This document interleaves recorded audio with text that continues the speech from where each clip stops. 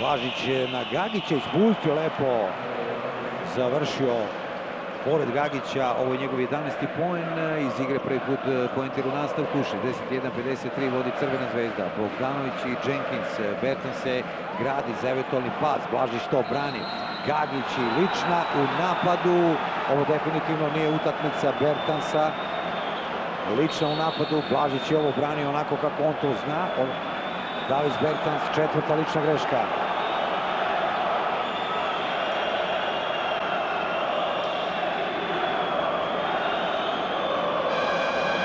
Evo te situacije još jednom, da vidimo. Bertans i Blažić. Ovo je taj kontakt rukom, dosta je tu pršća, i sa jedne i sa druge strane. Evo da vidimo još jednom i Blažić pada, sada padaju i dopunski udari. Blažić je tražio jednu trenutku podršku. Partizana odlaze sa terena, ne znam o čemu se radi.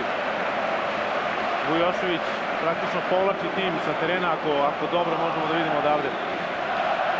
Videli ste prvo šta se desilo, onaj moment kada je Bertansu dosuđena četvrta lična greška. Blažić je posle toga tražio podršku svojih navijača, to je isprovociralo navijače Partizana, krenulo je da puca po parketu, a Duško Vujošević sa svojom reakcijom, posle ovoga verovatno nezadovoljan suđenjem, s ovom poslednjom odlukom ili suđenjem uopšte, povukao je svoje igrače sa parketa.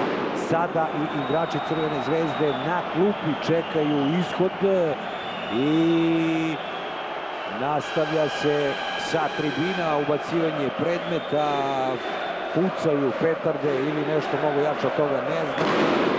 Evo to još jednom, Dejan Radonjić na parketu, trener Crvene zvezde, košarkaši crveno-belih na klupi čekaju odluku, a i sudijska trojka je tu, čekaju odluku po pravilima, 15 minuta se čeka u slučaju nekog prekida. Vidjet ćemo kako će biti odluka sada crno-belih. Duško Vujošević je dakle povukao svoju ekipu.